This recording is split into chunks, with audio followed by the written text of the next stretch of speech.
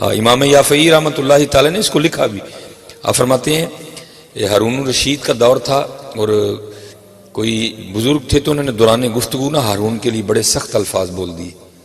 تو ظاہر بندے تو بیٹھے ہوتے ہیں نا, بندوں نے جا کر خبر دی ہارون کو, ہارون آج مولوی صاحب نے تقریر تیرے خلاف کی تھی ہے. بادشاہ وقت تھا, کہا اٹھا لاؤ بابا جی کو, اور لا کے نا اس نے بابا جی کو ایک ایسے ڈبے میں بند کروایا کہ جس میں بندہ حرکت بھی نہیں کر سکتا, جس میں بندہ بیٹھ بھی نہیں سکتا, بس کھڑا ہی رہنا ہے. اس کو تھا 1-2 دن بعد ان کا انتقال ہو جائے گا.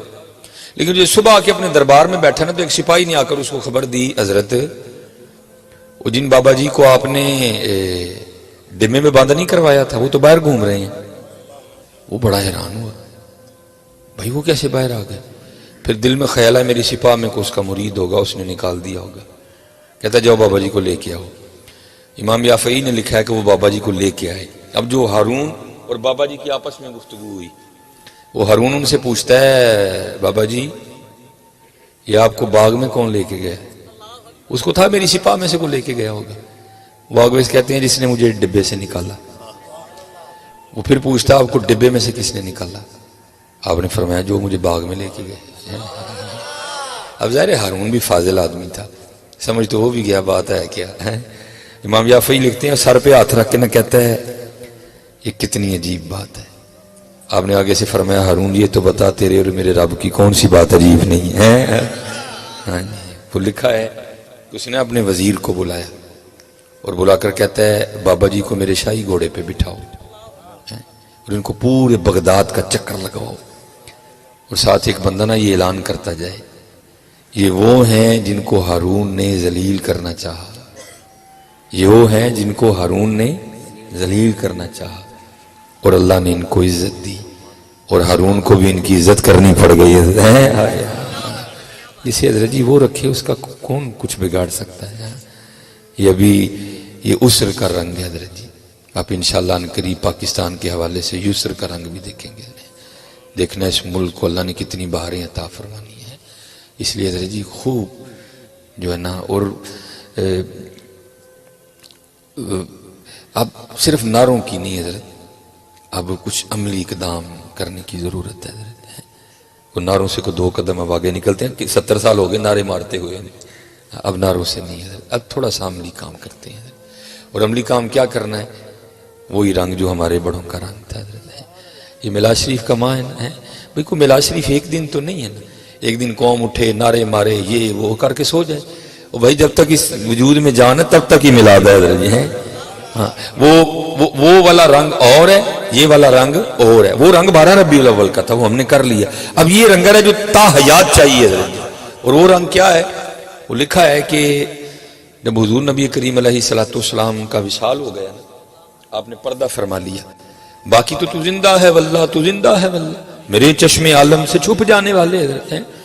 وہ لکھا ہے کہ اگلے دن جب حضرت سیدنا صدیق اکبر رضی اللہ تعالیٰ عنہ خلیفہ رسول بنے نا, خلافت کا منصب آپ کے ذمہ آیا, خلیفہ بلا فصل, خلیفہ اول, ٹھیک ہے. وہ ایک بچی آ گئی اور آ کے نا اس نے رونا شروع کر دیا جناب صدیق اکبر رضی اللہ تعالیٰ عنہ کے پاس. آ کے نا اس نے رونا شروع کر دیا.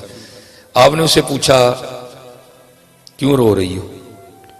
عرض کرتی اس لیے رو رہی ہوں کہ حضور نبی کریم علیہ السلام کا وصال ہو گیا.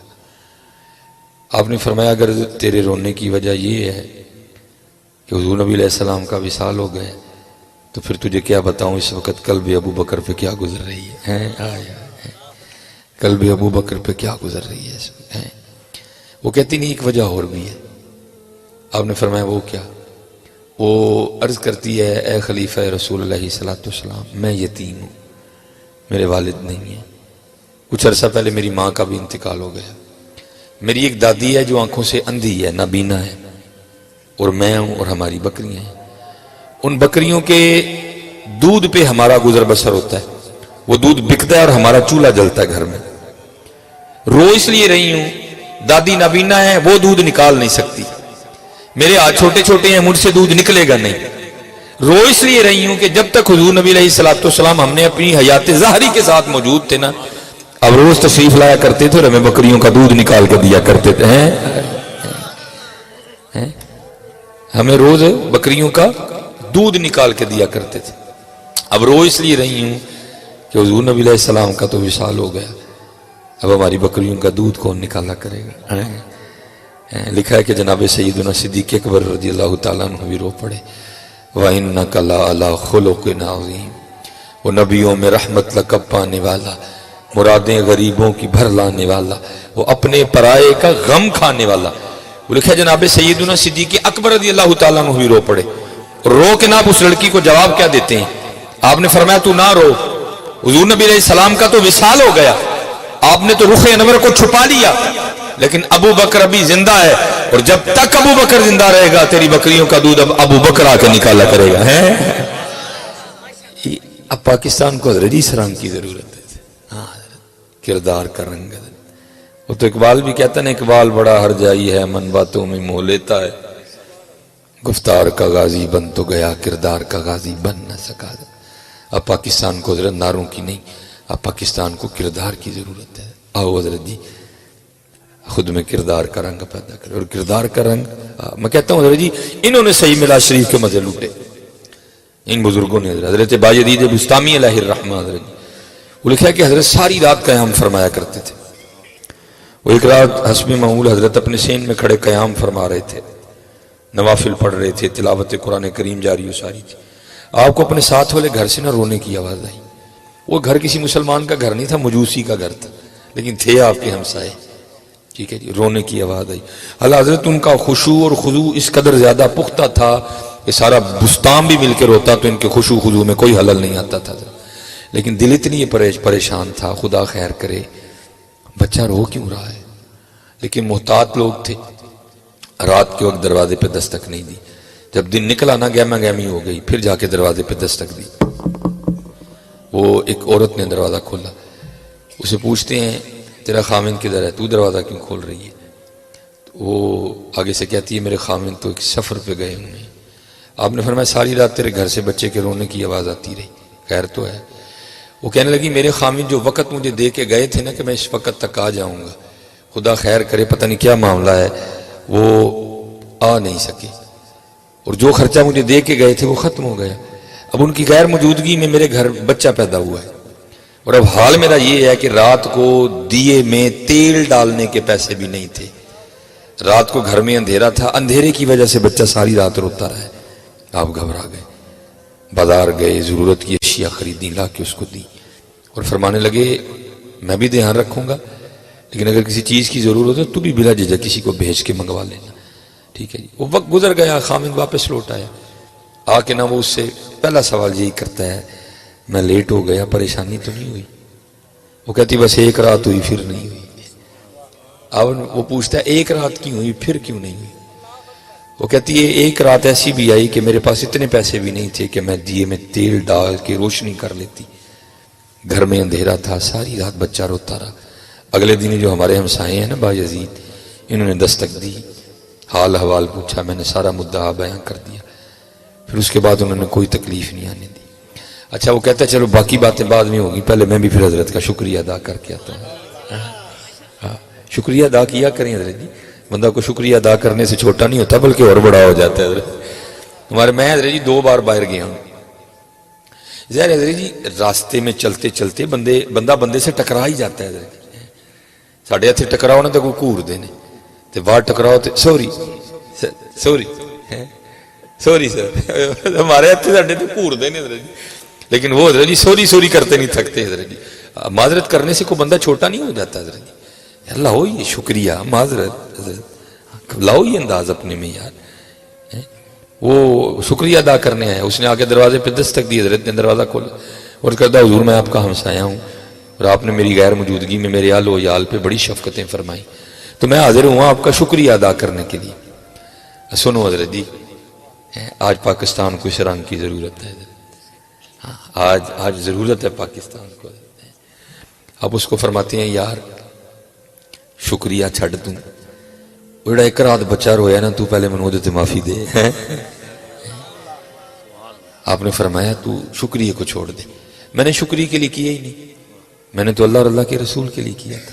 وہ جو ایک رات بچہ روتا رہا نا اور میں نفل پڑھتا رہا ہوں، تو یہ بتا تو نے مجھے اس پہ معاف کر دیا. عرض کرتا ہے حضور آپ کیسی باتیں کر رہے ہیں؟ آپ نے فرمایا بات ہے یہ، ہم نے جن سے دین سیکھا اور انہوں نے صحابہ سے سیکھا، اور صحابہ کہتے ہیں کہ حضور نبی علیہ السلام ہمسائے کے لیے اتنی تاکید فرمایا کرتے تھے، ہمیں گمان ہو گیا تھا حضور نبی علیہ السلام کہیں ہمسائے کو وراثت میں شریک نہ کر دیں، اور تو میرا ہمسایا اور ساری رات تیرا چھوٹا سا بچہ روتا رہا اور میں نفل پڑھتا رہا، تو شکریہ کو چھوڑ، پہلے بتا مجھے معاف کر دیا۔ پھر اس کی آنکھوں سے بھی پانی بہہ نکلا ہے۔ وہ اتنا سونا دین ہے، وہ اتنے سونے لوگ ہیں۔ وہ بھی عرض کرتا ہے حضور پھر آپ بھی معافی کو چھوڑے، پہلے کلمہ پڑھا کے مجھے بھی اس دین میں لے ہیں۔ آج اللہ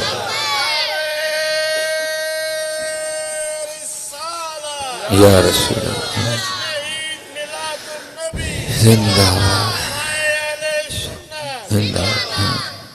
آج حضرت جی یہ رنگ نہیں رہے ہیں، ہر بندہ غصے میں، ہر خاصوں کی بات نہیں میں کر رہا، اپنی کیٹیگری غصے میں لڑنے کو تیار کھڑے ہیں حضرت۔ نہیں حضرت سیرت پڑھو یار، پڑھو ہمارے محبوب علیہ السلام کا انداز مبارک کیسا تھا یار۔ اور دیکھو حضرت جی میں کہتا ہوں حضور نبی علیہ السلام سے دور ہو کے اور جو نقصان ہوئے سو ہوئے، سب سے بڑا یہ نقصان ہوا ہمارے گھر جہنم بن گئے۔ اور تو جو نقصان ہوئے نا سو ہوئے، لیکن سب سے بڑا نقصان یہ ہو کہ ہمارے گھر جہنم بن گئے۔ کوئی حضرت آپ کو ڈھونڈنے سے گھر مل جائے جس میں محبتیں ہوں، جیسے سارے تو لڑے بیٹھے ہیں ایک دوسرے، بھرا انہوں نہیں بلاندہ، بہن نے بھرا گلمہ کھینچ کے کچہری بلا لیا تھا حضرت۔ اور یہ سب کچھ کیوں ہے؟ حضور نبی علیہ السلام سے دوری کی وجہ سے۔ آپ ہر لڑے کو بٹھا لینا پوچھیں گے تو بات کوئی بھی نہیں نکلے گی۔ اور میں اب جمعے میں اپنے جو سامعین ہیں نا، ظاہر کیمرہ لگا ہوتا ہے، بات دور دور تک جانی، میں کہتا ہوں یار اگر کوئی بظاہر آپس میں کوئی بات ہو جائے، کوئی بھائی سے ہو جائے، کوئی بہن سے ہو جائے نا، تو حضور نبی علیہ السلام کو یاد کرنا نا، آٹومیٹکلی تیرے اندر معافی کا جذبہ پیدا ہو جائے گا۔ وہ بھائی کوئی بھائی کیا کسی سے زیادتی کرے گا، کوئی بہن کیا کسی سے کرے گی، جو ہمارے حضور نبی علیہ السلام کے ساتھ ہوا۔ حضور نبی علیہ السلام فرماتے ہیں حضرت آدم علیہ السلام سے لے کر حضرت سیدنا عیسیٰ روح اللہ علیہ السلام تک جتنے انبیاء آئے، جتنا ان کو ستایا گیا، جتنی ان کو اذیتیں دی گئیں، جتنی ان کو تکلیفیں دی گئیں لوگوں کی طرف سے، آپ فرماتے ہیں سارے انبیاء کی اذیتیں تکلیفیں ایک پلڑے میں رکھ لو، اور جو اذیتیں جو تکلیفیں لوگوں کی طرف سے تمہارے نبی محمد علیہ السلام کو دی گئی اس کو ایک پلڑے میں رکھ لو۔ حضور نبی علیہ السلام فرماتے ہیں میرا پلڑا بھاری ہوگا۔ اتنا حضرت ستایا گیا، تھوڑا ستایا گیا کہ حضور نبی علیہ السلام مکہ چھوڑ کے ہجرت فرما گئے۔ اور حضرت جی کبھی کسی عالم سے کی بات، میرے پاس وقت نہیں ہے بیٹھ کے پوچھنا کہ حضرت ہمیں وہ الفاظ سناؤ جو حضور نبی علیہ السلام نے مکہ چھوڑتے ہوئے بیت اللہ کو دیکھ کر اپنی زبان مبارک سے ادا فرمائے تھے، لیکن کیا ہوا؟ چھوڑ دیا حضرت۔ پھر یہ نہیں کہ باتیں وہاں رک گئیں، پیچھے آئے مدینہ طیبہ، بدر لڑی گئی، احد لڑی گئی۔ احد میں حضور نبی علیہ السلام کے 70 صحابہ نے جام شہادت نوش کیا، جن میں سب سے سر فہرست حضرت سیدنا امیر حمزہ رضی اللہ تعالیٰ نے۔ حضرت سیدنا امیر حمزہ رضی اللہ تعالیٰ نے کو صرف شہید کرنے پہ اکتفا نہیں کیا گیا، حضرت مسلح کیا گیا، ناک کاٹ لیا، کان کاٹ لیے ہیں۔ بعد میں صحابیہ بن گئی حضرت سیدہ ہندہ رضی اللہ تعالیٰ عنہ، ٹھیک ہے جی۔ اور یہ یاد رکھنا حضرت اسلام لانے سے پہلے اگر کوئی صحابی ہو یا صحابیہ ہو، ان میں کوئی بات یہ تو اہل سنت کا مزاج نہیں ہے کہ اس پہ تانو تشنیع کرنا، حضرت یہ نہیں ہے اہل سنت کا مزاج۔ حضور نبی علیہ السلام نے فرمایا میرے صحابہ کے لیے اپنی زبانوں کو خاموش رکھو، بند رکھو میرے صحابہ کے لیے اپنی زبانوں کو، حضرت یہ نہیں اہل سنت کا مزاج کہ اگر اسلام قبول کرنے سے پہلے کسی سے کوئی ایسی حرکت ہوئی تھی، کوئی ایسا فعل سرزد ہوا تھا تو ہم بعد میں بھی اس کو اس حوالے سے یاد کریں، نہیں حضرت محبت ہی ہے، ادب ہی کرنا ہے صحابہ کا ہمیشہ۔ تو حضرت ہندہ رضی اللہ تعالیٰ نے قسم کھائی تھی کہ میں حمزہ کا کلیجہ چباؤں، کرنے پہ اکتفا نہیں کیا گیا، آپ کا شکم مبارک چاک کیا گیا، کلیجہ نکالا، چبایا بھی، چبایا نہیں گیا، کیا آ گئی حضرت، کیا نہیں ہوا حضرت۔ اور پھر ایک وہ بھی وقت آیا جب حضور نبی علیہ السلام فاتح ہو کے مکہ واپس تشریف لائے، کئی ہزار جانثار ساتھ تھے حضرت، کافروں کی ٹانگیں کانپ رہی تھی، آج پتہ نہیں محمد ہمارے ساتھ کیا سلوک کریں گے حضرت۔ لیکن حضور نبی علیہ السلام نے کیا فرمایا؟ آپ نے فرمایا نہ گھبراؤ، آج میں تمہارے ساتھ وہی کروں گا جو حضرت یوسف نے اپنے بھائیوں کے ساتھ کیا تھا۔ لا تثریب علیکم اليوم، کوئی پوچھ نہیں، کھلی معافی ہے سارے۔ بلکہ حضرت سیدنا واشی رضی اللہ تعالیٰ نے حضرت امیر حمزہ کو شہید کیا تھا، وہ بھی حاضر خدمت ہوئے، حضور میرے لیے بھی معافی ہے، فرمایا تیرے لیے بھی معافی ہے، بس اتنا کام کرنا جب بھی آئے تو سامنے نہ بیٹھنا، میرے پیچھے بیٹھا کر، تجھے دیکھ کے مجھے اپنے چچا یاد آتے ہیں۔ یہاں پھر اعظم چشتی نے بڑا کمال فکرہ لکھا تھا حضرت، آپ فرماتے ہم نے آدھا کے مظالم کا گلہ چھوڑ دیا، سارے گلے لے کے بیٹھے تھے حضرت، سارے چھوٹی چھوٹی باتوں کے ہم گلے لے کے بیٹھے ہیں، اور اپنے گھروں کو ہم نے جہنم بنا دیا۔ آپ فرماتے ہم نے آدھا کے مظالم کا گلہ چھوڑ دیا، دیکھ کے تجھ پہ جو اپنوں کے ستم یاد آئے ہیں۔ آؤ یار محبتیں بڑھنے، آؤ معاف کرنا سیکھیں یار۔